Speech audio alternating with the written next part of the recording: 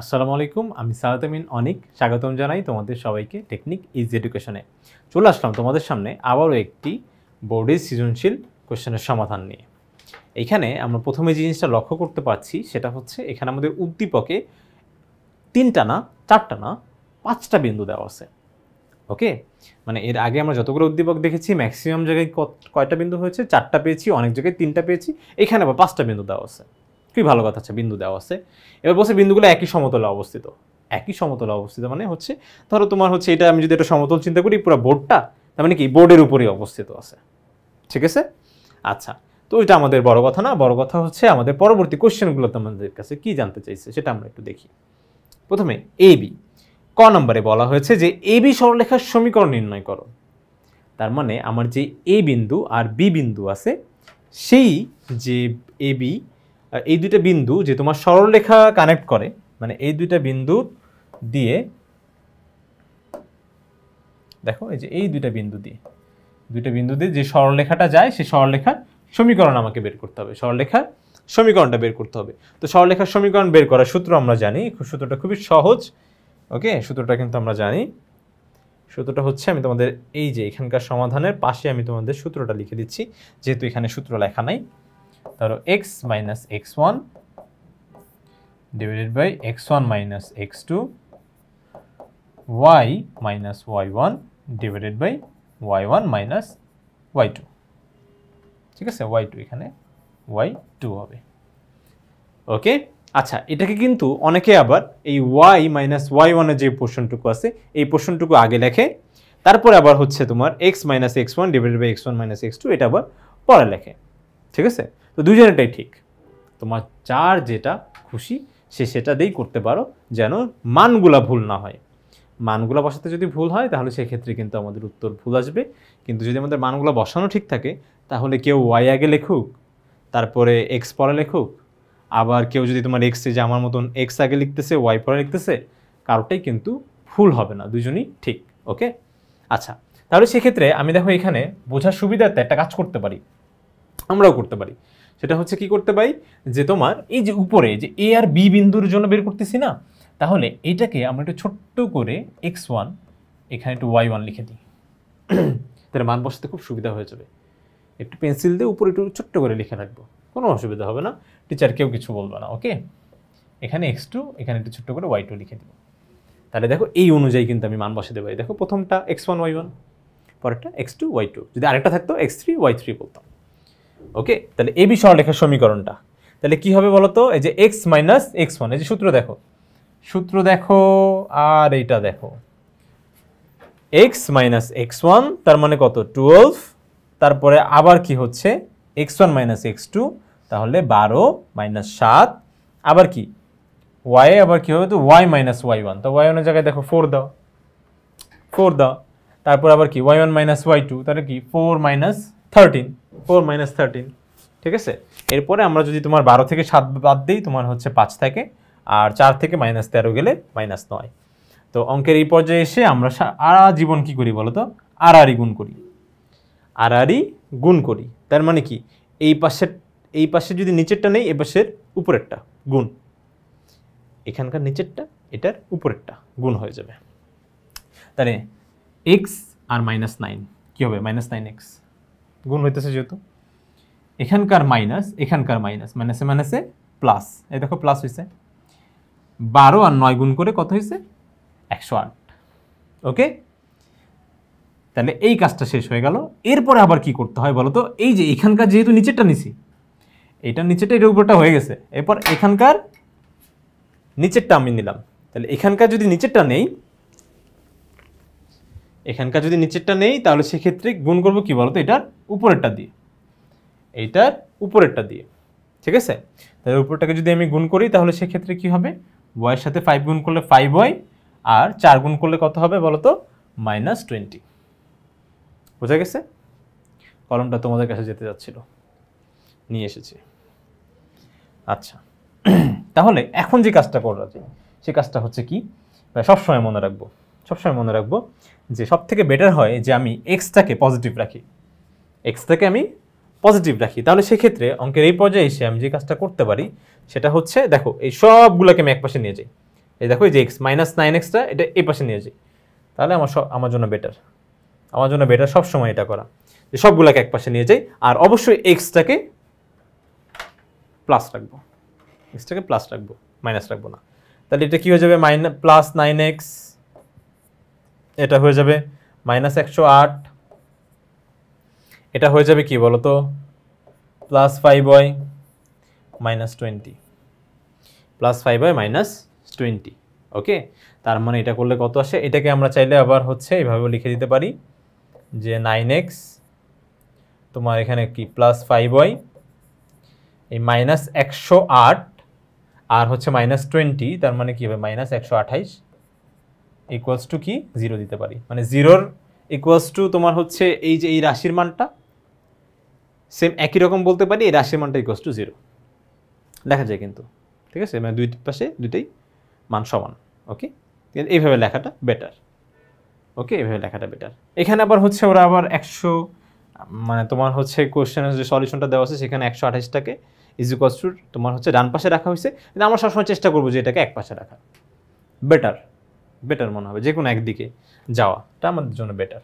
ঠিক আছে, আমরা সবসময় কি করব, সবগুলোকে এক পাশে রাখবো, ডান পাশে রাখবো 0। ক্লিয়ার? এটা হচ্ছে আমার সরলরেখার সমীকরণ, এটাই হবে আমাদের অ্যান্সার। ওকে, ঠিক আছে, এখন আমরা চলে যাব হচ্ছে আমাদের খ নাম্বার কোশ্চেনে। খ নাম্বার কোশ্চেন আমাদের যেটা বলা হয়েছে যে বলছে বহুভুজের ক্ষেত্র, বহুভুজ ক্ষেত্র ABCDE, ABCD আবার হচ্ছে ই এর ক্ষেত্রফল নির্ণয় করো। তাহলে তোমাকে কি করতে হবে বলতো, এই যে এখানে যে 5টা বিন্দু দেওয়া আছে, 5টা না আমার এখানে 7টা 10টা বিন্দু দেওয়া থাকলেও সূত্র একই, সূত্রটা কিন্তু একই সূত্র ব্যবহার করে কিন্তু অঙ্ক। ঠিক আছে, সূত্রে কিন্তু কোনো পরিবর্তন হয় না, শুধু বিন্দু বাড়ে, আস্তে আস্তে বিন্দু বাড়ে, তাতে কি সূত্র একই। তাহলে সেটা আমরা হচ্ছে কীভাবে করতে পারি, আমরা একটু দেখি। এই যে দেখো আমাদের ওই যে সূত্র, ওই যে ঘড়ির কাঁটার দিকে বিপরীতে নিয়ে সূত্র, বিন্দুগুলো আমরা যদি একটু ছক কাগজে স্থাপন করে দেখি, ছক কাগজে এখানে হচ্ছে পাশে দাও, এই দেখো, হ্যাঁ, বিন্দুগুলোকে খুব সুন্দরভাবে কি করবো বলো তো, একটা ছক কাগজে বা হচ্ছে একটা ইয়ার সাহায্যে, যে দেখো এখানে আমি একটু করে দেখাই, যদি তোমাদের হচ্ছে বুঝতে অসুবিধা না হয় তাহলে সেই ক্ষেত্রে তোমার একটু এইখানে একটু লক্ষ্য করে দেখো, এই জায়গাটাতে, এই জায়গাটাতে দেখো বিন্দু কি বলছে, এ বলছে 12,4, 12,4 মানে হচ্ছে এক্স এর মানও পজিটিভ, ওয়াই এর মানও পজিটিভ, এক্স এর মান পজিটিভ ডান দিকে, ওয়াই এর মান পজিটিভ উপরে, উপরে তাই তো, নিচে না। তাহলে 12,4, তাহলে আমি ধরলাম 12,4 আমার এখানে আছে 12,4, এরপরে কি 7,13, দুইটাই পজিটিভ, দুইটাই এদিকে পড়বে, আমি ধরলাম আমার 7,13 হচ্ছে এদিকে, হ্যাঁ 7,13 একটু উপরে, ঠিক আছে, তাহলে হচ্ছে কত 7,13। ওকে, ধরলাম আমরা হচ্ছে এইখানেই পাচ্ছি। এরপরে যেটা হচ্ছে সি -3,9, আমি ধরলাম এখানে, এটা এঁকে নিব, আঁকা আমাদের জন্য বেটার। ত্রিভুজ না বাদে, মানে ত্রিভুজ বাদ দিয়ে তোমার হচ্ছে বাকি সবগুলা যাই বলুক না কেন, চতুর্ভুজ, পঞ্চভুজ, ষষ্ঠভুজ যাই বলুক না কেন, তোমার হচ্ছে আমরা এভাবে এঁকে নেব।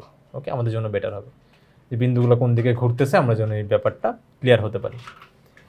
ঠিক আছে, সি। এরপরে হচ্ছে ডি, -12 -13, তাহলে হচ্ছে এখানে হবে দুইটাই, দেখো এক্স এর মান ঋণাত্মক বামে, ওয়াই এর মান ঋণাত্মক নিচে, -12, -3। এরপরে এই বিন্দুটা বলে দিছে হচ্ছে তোমার কি বলতো 3, -1, তার মানে এক্স এর তোমার ডান দিকে যাবে, কিন্তু ওয়াই এর হচ্ছে কি আবার নিচে নামতে হবে -12, তাহলে হচ্ছে ডি, সরি এটা হচ্ছে ই, এটা কিন্তু ই বিন্দু হচ্ছে 3, -11, 3, -11। আচ্ছা, এখন হচ্ছে আমরা একটু দেখি, এটাগুলো যদি যোগ করে দিই তাহলে হচ্ছে একটা খুবই উদ্ভট একটা চিত্র আসবে, ব্যাপার না, যাই আসুক না কেন আমরা কিন্তু ক্ষেত্রফল বের করতে পারবো। এটাকে হয় ঘড়ি কাঁটার দিকে ঘুরবো, না হয় ঘড়ি কাঁটা বিপরীতে। তাহলে আমি যদি ঘড়ি কাঁটা বিপরীতে যদি ঘুরতে চাই তাহলে সেক্ষেত্রে সুন্দরভাবে একটু দেখো, এই যে দেখো ঘড়ি কাঁটার, এই যে দেখো বিপরীতে, বিপরীতে ঘুরে এখানে আসলাম। তাহলে প্রথমে আমার বিন্দু আসলো 12, 4, তারপর আমার বিন্দু আসলো 7, 13, এই দেখো 12, 4, ঠিক আছে 12, 4, এরপরে দেখো 7, 13, দেখো আমি যদি উল্টা ঘুরি তাহলে কি 7, 13, 7, 13, এরপর কি -3, 9, -3, 9, এরপরে কি -12, -3, -12, -3, তারপর কি 3, -11। কিন্তু ভাই আমি যদি ঘুরে এখানে যাই, এখানে যাই, এখানে যাই, আবার এখানে গিয়ে থেমে যাই, এই ই বিন্দুতে এসে থেমে যাই, তাহলে কি আমি আমার কাঙ্ক্ষিত পঞ্চভুজ পাচ্ছি? পাচ্ছি না। কিন্তু আমার কিন্তু অবশ্যই যে বিন্দু থেকে শুরু করছি সেখানে কিন্তু ফিরে যেতে হবে, তাহলেই কিন্তু আমরা এই যে হ্যাঁ এখন পাইলাম। তাহলে যে বিন্দু থেকে শুরু করছি সেই বিন্দুতে আবার ফিরে যেতে হবে। ফিরে গেলাম, ঠিক আছে। ফিরে যাওয়ার পরে যে ব্যাপারটা আমার হয়েছে, আশা করি তোমার হচ্ছে বিন্দুগুলো বসানো তোমরা ক্লিয়ার। এবার ক্যালকুলেশনটা একটু দেখবো। বিন্দুগুলো বসানোটা ক্লিয়ার, ক্যালকুলেশনটা এখন আমরা একটু দেখব, ঠিক আছে। ক্যালকুলেশনটা এখানে একবারে করে দেওয়া আছে, আমি তোমার জন্য একটু কষ্ট করে চেষ্টা করি যে আমরা হচ্ছে এই যে এটা আমরা জানি আমাদের কাঙ্ক্ষিত যেই গল্প, আমাদের সফলতার গল্পটা একটু শুনিয়ে দিই সবাইকে, তাহলে সেক্ষেত্রে আমরা কিন্তু আমাদের কাঙ্ক্ষিত উত্তরটা পেয়ে যাব। প্রথমে আমাদের লাইফে আসছিল ব্যর্থতা, তাহলে সেই ব্যর্থতাকে আমরা হচ্ছে একটু চিত্রাঙ্কন করি, একটু দেখাই। এখানে কি হাফ, আমি কিন্তু এই লাইনের আগের লাইনটা করছি, এই লাইনের আগের লাইনটা, ঠিক আছে। তার মানে 12 আর 13 গুণ করলে কত হবে বলো তো? 156, যেখানে দেওয়া আছে। তারপরে 7 নং 63, তারপরে এখানে হচ্ছে মাইনাস মাইনাসে +9, তারপরে 12 আর হচ্ছে এখানকার 11 গুণ করলে কত হচ্ছে? 132, এরপর এখানকার 3 4 12। ভালো কথা, এটা শেষ, ব্যর্থতার গল্প শেষ। এরপরে একটু থেমে আসবে সফলতা। একটু থেমে মানে কি একটু মাইনাস দিলাম, একটা মাইনাস দিয়ে, এরপরে মাইনাস দিয়ে কী লিখবো বলো তো? এই যে আমাদের সফলতার গল্প, এই যে সফলতার গল্প, এই যে উপরের দিকে সফলতার গল্প, তাহলে কি 4 7 28, ওকে। তারপরে প্লাস চিহ্ন দিয়ে এখানে নিচে আসলাম, প্লাস চিহ্ন দিয়ে আমি একটু নিচে আসলাম। কি বলতো 3 13 কত? 39, কিন্তু তোমার হচ্ছে এখানে 3 13 হচ্ছে -39, তার মানে আমি ধরো এখানে হচ্ছে -39ই দিব, -39। তারপরে হচ্ছে আবার একটা গল্প 4 13 52, সরি এখানে 4 13 বলে 9 12 বলছে, হ্যাঁ 9 12 হচ্ছে এখানে হবে কত? 108, 9 12 -108। এই যে দেখো প্লাস আর মাইনাসে মাইনাস, -12 আর +9, 108, ঠিক আছে। তারপরে 3 তিরিকা 9, -9 হবে কারণ একটার আগে মাইনাস আছে, 9। এরপরে হচ্ছে কি 11 আর 12, 11 আর 12, 11 আর 12 যদি আমার গুণ করতে হয় তাহলে সেক্ষেত্রে আসবে কত? -132। কেন মাইনাস হলো? এই যে একটার আগে মাইনাস আছে, -132। এভাবে একটু করে নিব, একবারে করার কোনো দরকারই নাই, একটু করে নিব, ওকে। এটা একটু আমরা এভাবে করে নিছি। এখন আমি যখন এই যে ফার্স্ট ব্র্যাকেটটা তুলে দিব না, এই যে সামনের ফার্স্ট ব্র্যাকেটটা তুলে দিব ধরো, ঠিক আছে। তো ফার্স্ট ব্র্যাকেটটা যখন তুলে দিচ্ছি তখন কিন্তু আবার কি বলতো, এই যে -28 কি হয়ে যাচ্ছে, সরি এখানকার +28, ব্র্যাকেট তুলে দিলে কি হয়ে যাবে বলতো? যে -28, এখানকার -39, সামনে তো মাইনাস আছে, মাইনাসের জন্য তো চিহ্ন পরিবর্তন হয়ে যায়, তাহলে হয়ে যাবে কি +39, ঠিক আছে। তো এইভাবে তখন আমরা হচ্ছে সুন্দরভাবে চিহ্নগুলো পরিবর্তন করে দিব। দেখো এই মাইনাসের জন্য, এই সামনের এই ফার্স্ট ব্র্যাকেটের সামনে এই মাইনাসটার জন্য সবগুলো চিহ্ন পরিবর্তন হয়ে যাবে, সবগুলো চিহ্ন পরিবর্তন হয়ে যাবে। এরপর আমরা সুন্দর মতন ক্যালকুলেশন করব। এই ক্যালকুলেশনটা আমরা খুব ভালোভাবে লক্ষ্য করে দেখব যে এইখানে আমাদের মাইনাস কোনো চিহ্ন আসে কিনা। মাইনাস আসলেও ভাই ঠিক আছে, ভুল নাই, মাইনাস আসলেও ঠিক আছে। যদি আমাদের এখানে আসতো মাইনাস, ধরো চলে আসছে ভুলবশত না, ঠিকই আছে, -632 চলে আসছে, তাহলে কি আমার উত্তর ভুল হলো? না, উত্তর ভুল হয় নাই ভাই, কোনোভাবেই উত্তর ভুল হয় নাই। তোমার যদি ক্যালকুলেশন ঠিক থাকে তাহলে উত্তর ভুল হয় নাই, মাইনাস আসতেই পারে। মাইনাস আসলে সুন্দর মতন একটা মডুলাস দিয়ে দিবা, এই যে দেখো একটা মডুলাস, ছোট্ট এই যে মডুলাস, দুই পাশে দুইটা দাগ, মডুলাস, ঠিক আছে। মডুলাস বা পরম মান এটাকে বলে। তো মডুলাসটা দিয়ে দিবে, দ্যাটস ইট। মডুলাসের কারণে তোমার হচ্ছে এটা উঠে যাবে, এই যে তোমার মাইনাস মানটা উঠে যায়। মডুলাসের কাজই হচ্ছে এটা, যে ভেক্টরকে স্কেলার করে দেয়, ভেক্টর কি স্কেলার, জটিল হয়ে গেল, মানে কোনো দিক রাখবে না, ঠিক আছে, মাইনাস থাকলে সেটাকে প্লাস করে দিবে, ব্যাপারটা হচ্ছে এরকম, ঠিক আছে। এটা ভেক্টর অধ্যায়ে আরও তোমরা সুন্দরভাবে বুঝতে পারবে। যাই হোক, তাহলে এখানে কত আসলো 632, ক্যালকুলেশন করলে ক্যালকুলেটর বসাই দিবা, একবার ক্যালকুলেটর বসাই দিবা 632, এবার হাফ গুণ করলে কত হয় 316, হাফ গুণ মানে 2 ভাগ, হাফ গুণ 2 ভাগ একই কথা। তাহলে কিন্তু আমরা আমাদের কাঙ্ক্ষিত উত্তর পেয়ে গেলাম। এখন আমরা সোজা চলে যাব আমাদের গ নাম্বার কোশ্চেনটাতে। দেখি আমাদের গ নাম্বার কোশ্চেনে কি বলছে। ওকে, সহজ, এগুলো সবই সহজ। বলছে অক্ষদয় দ্বারা সিডি সরলরেখার খণ্ডিত অংশের দৈর্ঘ্য নির্ণয় করো। তার মানে অক্ষদয় দ্বারা সিডি সরলরেখার, ঠিক আছে, তার মানে অক্ষ যে আছে আমাদের এক্স অক্ষ আছে, আর অক্ষদয় মানে কি দুইটা অক্ষ, একটা হচ্ছে এক্স অক্ষ, একটা হচ্ছে ওয়াই অক্ষ। তাই এই যে দুইটা অক্ষ আছে, এই অক্ষদয়কে এই সিডি সরলরেখা যেই পরিমাণ খণ্ডিত মানে তোমার হচ্ছে এক্স অক্ষ আর ওয়াই অক্ষ দ্বারা যেই পরিমাণ খণ্ডিত হয়েছে তার দৈর্ঘ্য বের করতে হবে। ব্যাপারটা কি আমি একটু একে বুঝলে একটু ক্লিয়ার হবে। গয়ের সমাধান। ওকে, তাহলে এখানে আমাদের হচ্ছে সি বিন্দু লাগবে আর ডি বিন্দু লাগবে। একটু দেখে নিই। সি বিন্দুটা বলে দিছে হচ্ছে -3,9 আর -12,3, এই হচ্ছে আমার সিডি বিন্দু, ঠিক আছে। এই সিডি বিন্দুটা এক্স অক্ষ আর ওয়াই অক্ষকে, ঠিক আছে, দুইটা অক্ষদয় বলছে না, তাহলে অক্ষদয় আঁকবো। এটা হচ্ছে আমার এক্স অক্ষ, এটা হচ্ছে আমার ওয়াই অক্ষ, ঠিক আছে, এক্স অক্ষ আর ওয়াই অক্ষ। এক্স অক্ষে ওয়াই অক্ষে কি করতে হবে বলতো,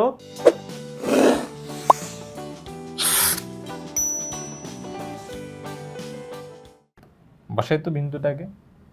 -3,9 এখানে হবে,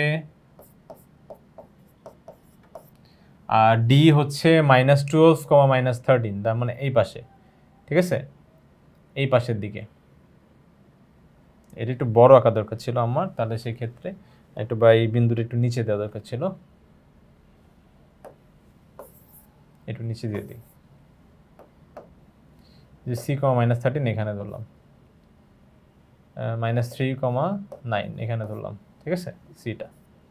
আর ডি হচ্ছে -12, হচ্ছে -3 মানে নিচে এখানে, এটা এখানে ধরলাম যে ডি -12, ঠিক আছে। এখন সুন্দর মতন এইটাকে একটা সরলরেখা দ্বারা দেখাই দিলাম যে এই দেখো সরলরেখা যাচ্ছে, এই যে সরলরেখা যাচ্ছে, সরলরেখা যাচ্ছে, ঠিক আছে, সরলরেখাটা যাচ্ছে দেখতে পাচ্ছি। ওকে, এখন এই সরলরেখাটা দেখছো, এই যে সরলরেখাটা, এখন এই সরলরেখাটা কি করছে দেখো, এক্স অক্ষকে আর ওয়াই অক্ষকে ছেদ করছে। এই দেখো তোমার হচ্ছে এই যে দেখো এক্স অক্ষকে ছেদ করছে, এই দেখো ওয়াই অক্ষকে ছেদ করছে। এই ছেদক অংশের তোমার দৈর্ঘ্য জানতে চাইছে। খণ্ডিত অংশের দৈর্ঘ্য, ছেদক অংশের দৈর্ঘ্য একই কথা। খণ্ডিত অংশ মানে খণ্ডিত যে হয়েছে না, যে এতটুকু যে খণ্ডিত হয়েছে, এই যে সিডি সরলরেখাটা কিন্তু বলো না ভাই সি তো এখানেই শেষ, সরলরেখার তো কোনো শেষ নাই, দৈর্ঘ্যের শেষ আছে কিন্তু সরলরেখার কোনো কিন্তু শেষ নাই। তাহলে এই যে পুরো সরলরেখাটা, যে সরলরেখার দুইটা বিন্দু হচ্ছে সি, আরেকটা বিন্দু হচ্ছে ডি, ঠিক আছে, এই সরলরেখাটার যে খণ্ডিত অংশ, সেই খণ্ডিত অংশ আমাকে এখন বের করে দেখাইতে হবে, ঠিক আছে। তাহলে বের করে আমরা কিভাবে দেখাবো, তাহলে আগে আমার এই বিন্দু জানা লাগবে। এই দেখো ওয়াই অক্ষের ছেদবিন্দু আর এক্স অক্ষের ছেদবিন্দুটা আমাকে জানা লাগবে। যদি আমি জানতে পারি তাহলে সেক্ষেত্রে আমরা কিন্তু ওই যে বিন্দু জেনে গেলে দূরত্ব বের করতে পারবো। বিন্দু জানা থাকলে দূরত্ব নির্ণয় সূত্র আমরা পারি, এগুলো কোনো ব্যাপার আমাদের কাছে। দেখি আগে সিডি সরলরেখার সমীকরণটা জানা লাগবে, যেহেতু বিন্দু জানি, সিডি সরলরেখার সমীকরণ।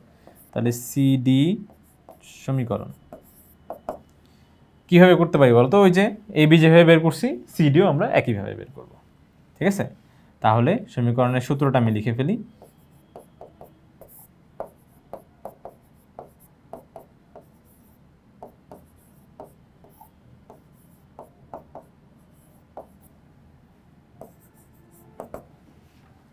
তাহলে এখানে হচ্ছে তোমার কি হবে বলো তো, এই যে আমি একটু কাজ করি, সিডি যেহেতু বের করতেছি, একটু বুদ্ধি করে উপরে দিয়ে দিই x1 y1 আর নিচে দিয়ে দিই x2 y2।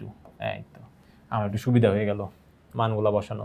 তাহলে x1 কি হবে, ওই যে -3, তাহলে x -3, x1 কি হবে -3, আর হচ্ছে x2 কি হবে -12। এরপরে y -y1 কি হবে বলো তো, ওই যে 9, এটাও 9, এটা কি হবে বলো তো তোমার হচ্ছে -3, এই যে y2 হচ্ছে -3। আর অবশ্যই তোমার হচ্ছে এখানে যে চিহ্নটা আছে এটা সূত্রের চিহ্ন, আমরা স্থানাঙ্কের চিহ্ন কিন্তু আবার আলাদাভাবেই দিব, ঠিক আছে? ওকে, এরপরে যে কাজটা করতে হবে, যেটা মাইনাসে মাইনাস এটা প্লাস হয়ে যাবে, এটা হয়ে যাবে -3 + 12, আর হচ্ছে এখানে y -9। এরপরে দেখো তো এটা তোমার হচ্ছে 12 থেকে 3 গেলে কত হবে, 9, 9টা এখানে কেন 12। এখন একটা সুন্দর মতন একটা কাজ করা যেতে পারে, সেটা হচ্ছে আমি একটু অঙ্ক করার সুবিধার্থে দুই পাশে 3 দিয়ে গুণ করে দিই, 3 দিয়ে গুণ করে দিই। ব্যাপারটা কেমন হবে বলো তো, 3 দিয়ে যদি গুণ করে দিই, এখানেও 3 দিয়ে গুণ করলাম, এখানেও 3 দিয়ে গুণ করলাম, তাহলে এটা কাটাকাটি করলে হয় 3, এটা কাটাকাটি করলে কত হয় বলো তো, 4। ঠিক আছে, এই কাজটা কিন্তু আমি করে নিতে পারি, আমার লেখাও লাগবে না, বাট তারপরেও আমরা হচ্ছে না লিখেও কিন্তু এই কাজটা করে নিতে পারি। ওকে, আবার হচ্ছে লিখলাম, তাতে কোনো সমস্যা নেই, এটা আমার একটু সুবিধা হয়ে গেল। x + 3/3 y -9/4। এরপর যদি আমি আড়াআড়ি গুণ করি, কারণ অঙ্কের এরপর যে এসে অবশ্যই আমরা আড়াআড়ি গুণ করবো, যখন আমার দুইটা ভগ্নাংশ থাকবে তখন আমার আর কিছুই করার থাকবে না, আমি অবশ্যই আড়াআড়ি গুণ করব। তাহলে আড়াআড়ি গুণ করলে কি হবে, দেখো এখানে যে দেখো এটা যেহেতু নিচেরটা নিছি, এটার উপরেরটা, এটা নিচেরটা, এটার উপরেরটা, 4x 12, এটা নিচেরটা নিছি, তাহলে এই পাশেরটা উপরেরটা, তাই তো 3y - 3 9 27। সুন্দর মতন একটা কাজ করব, যে তোমার হচ্ছে সবগুলোকে এক পাশে আনবো, আর অবশ্যই এক্সট্রাকে কিন্তু পজিটিভ রাখবো, তাহলে এই পাশে আনলেই কাজ হয়ে গেছে,4x - 3y আর 12, আর হচ্ছে তোমার যদি গুণ করো, এখানে 2 আর 7 হচ্ছে 9, আর এখানে 2 আর 1 3। এই যে আমরা কিন্তু আমাদের সিডি সরলরেখার সমীকরণ কিন্তু পেয়ে গেছি। এই তো সিডি সরলরেখার সমীকরণ পেয়ে গেছি। সমীকরণ যেহেতু একবার পেয়ে গেছি, তাহলে সেক্ষেত্রে আমরা কিন্তু ছেদবিন্দু বের করতে পারবো। এক্স অক্ষের ছেদবিন্দু, ওয়াই অক্ষের ছেদবিন্দু কিন্তু এখন আমাদের কাছ থেকে আর খুব বেশি দূরে নাই, আমরা কিন্তু এই যে এখনই বের করে ফেলতে পারবো। ওকে, এখন আমরা একটা কাজ করব, P R কিউটাকে। P R Q কোথা থেকে আসলো মনে করি, ধরে নেই আমার হচ্ছে এক্স অক্ষকে আমরা হচ্ছে এটা পি বিন্দুতে ছেদ করছে। ওই যে দেখো আমার যে সরলরেখাটা, এটাকে তোমাদের জন্য একটু কাছে নিয়ে আসি। দূরে কেন তুমি, তাহলে আমি ধরে নিলাম যে তোমার হচ্ছে এক্স অক্ষকে ও পি বিন্দুতে ছেদ করতেছে, আর ওয়াই অক্ষকে কিউ বিন্দুতে। এক্স অক্ষকে যে মনে করি তে ছেদ করে, এটা আমরা ধরে নিলাম, যে মনে করি সিডি সরলরেখাটি এক্স অক্ষকে পি বিন্দুতে আর ওয়াই অক্ষকে কিউ বিন্দুতে ছেদ করে। তাহলে পি বিন্দুর স্থানাঙ্ক কি হবে, পি বিন্দুর স্থানাঙ্ক, তাহলে পি বিন্দুর স্থানাঙ্ক হবে, এই দেখো পি তো এই যে এক্স অক্ষের উপরে আছে, মানে এটা হচ্ছে তোমার পি বিন্দু, এটা হচ্ছে কিউ বিন্দু, এক্স অক্ষের উপরে আছে, তাহলে এক্স অক্ষের উপরে যতক্ষণ পর্যন্ত আছে এর কোটি বা ওয়াই এর মানটা কি হবে বলো তো, 0। ওয়াই এর মান কত হবে, 0, যতক্ষণ পর্যন্ত ও হচ্ছে আমার এক্স অক্ষের উপরে আছে এর ওয়াই এর মান 0 হবে। আমরা আজীবন জানি যে এক্স অক্ষে ওয়াই এর মান 0 হয়। ওকে, কারণ এক্স অক্ষে যদি ওয়াই এর মান 0 না হয়, ওয়াই এর যদি মানই থাকে, তাহলে ওটা এক্স অক্ষের উপর কেন থাকবে, ও তো একটু উপরে যাবে, না হয় নিচে নামবে, যে কোনো এক জায়গায় তো যাবে, এক্স অক্ষের উপরে তো থাকবে না। তো যদি এক্স অক্ষের উপরে থাকে তাহলে অবশ্যই ওয়াই এর মান কত বলতো, 0, সেই জন্য উপরে বা নিচে যেতে পারে নাই। ওকে, তাহলে যে সিডি সরলরেখাটার সমীকরণটা লিখবো 4x - 3y। ওকে, এটা বেশি যদি ছোটো লাগে তাহলে সেক্ষেত্রে এটাকে একটু বড় করে দিই যেন তোমাদের। আচ্ছা, এখন আমরা দেখি তোমার হচ্ছে যে 4x - 3y 13, এখানে হ্যাঁ পি বিন্দুর স্থানাঙ্ক, তাহলে হচ্ছে ওই যে সমীকরণ যেটা আছে, সমীকরণ যেটা ছিল সেই সমীকরণে আমরা হচ্ছে শুধুমাত্র কি করব বলো তো, এই যে ওয়াইয়ের মানটা এক্স অক্ষে ওয়াইয়ের মান 0, তাহলে কি ওয়াইয়ের মানটা 0 বসিয়ে দিব। এটা একবারে, এখন তো বড় হয়ে গেছি, এগুলো আমরা পারি। হ্যাঁ, 0 শুধু জাস্ট বসাই দিব, তাহলে কাজ হয়ে গেছে। হ্যাঁ, এক্স অক্ষকে যখন এই যে পি বিন্দুটা তো এই যে এক্স অক্ষকে ছেদ করছে, তাহলে ওয়াইয়ের মান 0, তাহলে সেক্ষেত্রে স্থানাঙ্ক বের করতে হলে 4x = কত, -39 হবে। অতএব x = কত হবে, -39/4। তাহলে অতএব পি বিন্দুর স্থানাঙ্কটা কত হচ্ছে, অতএব পি বিন্দুর স্থানাঙ্ক কত হবে, -39/4। আর ওয়াইয়ের মান কত বলো তো, 0। ওয়াইয়ের মান তো 0, এক্স এর মান পাইলাম। ঠিক আছে, এখন ঠিক একই রকমভাবে আমরা এই যে কিউ এর মানও বের করব। যে কিউ আবার কোন বিন্দুতে ছেদ করছে, ওয়াই অক্ষকে ছেদ করছে। ঠিক আছে, ওয়াই অক্ষকে, ওকে, ওয়াই অক্ষকে। আর ওয়াই অক্ষকে ছেদ করলে এক্স এর মান 0, কারণ ডানে বামে যেতে পারে নাই, ও ডানে বামে যেতে পারে নাই, ও ওয়াই অক্ষের উপরে রয়ে গেছে।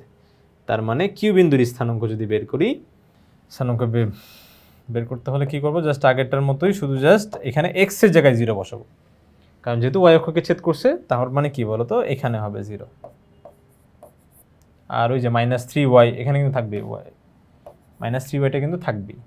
ঠিক আছে, পি বিন্দুর স্থানাঙ্ক, বা তোমরা হচ্ছে একটু চাইলে লিখে নিতে পারো যে এক্স অক্ষে ওয়াই এর মান 0, ওয়াই অক্ষে এক্স এর মান 0। ঠিক আছে, যদি নাও লিখো তাও স্যার কিন্তু বুঝে নেবে যে না, তোমরা পারো বিধাই তোমার হচ্ছে এখানে 0 বসাতে পেরেছো। দুই পাশ থেকে মাইনাস মাইনাস বাদ, তো ওয়াই = কত হবে বলো তো, 39/3। ওয়াই = 39/3। তাহলে 3 * 3 কত হয় বলো তো, 39। তাহলে ওয়াই = 13। তাহলে সেই ক্ষেত্রে এখন আমার কিউ বিন্দুর স্থানাঙ্ক কি হবে, কিউ বিন্দুর স্থানাঙ্ক হবে, এক্স এর মান তো 0ই, ওয়াই অক্ষের উপরে ছিল যে এক্স এর মান তো 0ই, কিন্তু ওয়াই এর মান কত হবে, 13, 0,13। তাহলে সেক্ষেত্রে এখন পি বিন্দু জানি, কিউ বিন্দু জানি, দূরত্ব বের করলেই শেষ, দূরত্ব বের করলেই খেলা শেষ। ঠিক আছে, দূরত্ব বের করে ফেলি, পি কিউ দূরত্ব না বললেও হবে, হ্যাঁ বললেও হবে, কোনো সমস্যা নেই। দূরত্ব বের করার সূত্র কি, x1 - x2 whole square, y1 - y2 whole square, দুটো যোগ করে আবার বর্গমূল করে দিতে হয়। ঠিক আছে, তাহলে কি বলতো, x1 - x2, তাহলে এখানে ছোট্ট করে দিয়ে নিব, ছোট্ট করে x1 এটা দিলাম, y1 এটা x2, এটা হচ্ছে y2। তাহলে x1 - x2, তাহলে কি হবে, -39/4 - 0 whole square plus y1 - y2, তার মানে কি 0 - 13 হোল স্কোয়ার।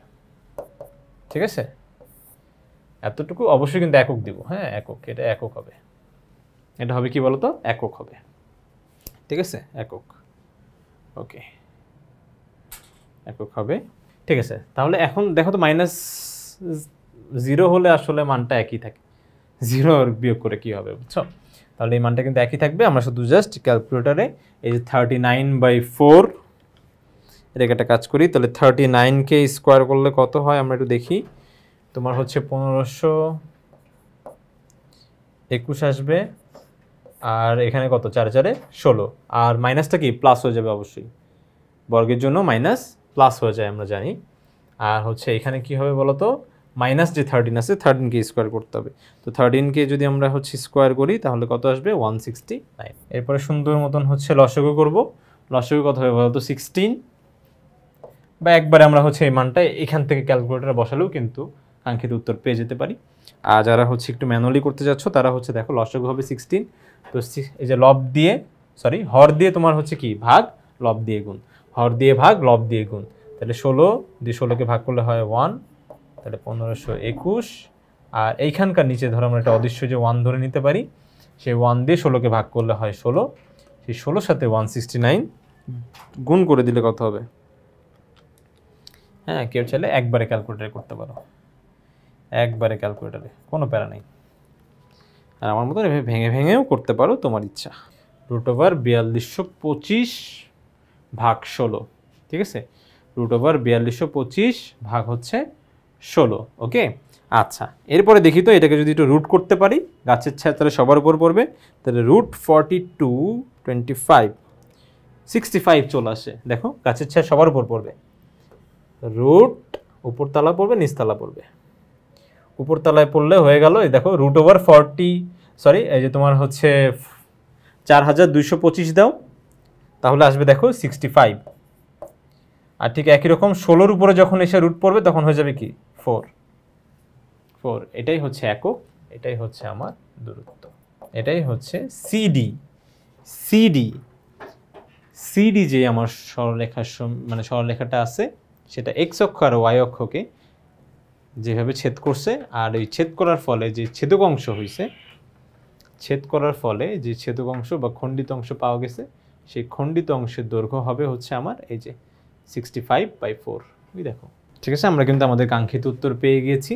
আমাদেরকে কোশ্চেনে জিজ্ঞেস করা হয়েছিল, দেখো এই যে কোশ্চেনে আমাদের হচ্ছে বলা হয়েছিল যে অক্ষদ্বয় দ্বারা সিডি সরলরেখাটার খণ্ডিত অংশের দৈর্ঘ্য। তার মানে অক্ষদ্বয় মিলে তোমার সিডিটাকে যে অংশে তোমার খণ্ডিত করছে তার দৈর্ঘ্য নির্ণয় করতে বলছে। তাহলে এই যে দেখো অক্ষদ্বয়, দুইটা অক্ষ মিলে দেখো এই যে এটাকে, এই দেখো পুরো সরলরেখাটাকে, এই যে এই অংশটুকু পি আর কিউ, তাহলে পি আর কিউ দৈর্ঘ্যটা কিন্তু আমরা পেয়ে গিয়েছি, যেটা এসেছে হচ্ছে কত বলতো 65/4। তাহলে এটাই হচ্ছে একক, এটাই খণ্ডিত অংশের পরিমাণ। আশা করি তোমরা বুঝতে পেরেছো। যারা যারা এখনও আমাদের ইজি হায়ার ম্যাথ বইটা কালেক্ট করো নাই তারা দ্রুত কালেক্ট করে ফেলো এবং আমাদের সাথে যুক্ত থাকো।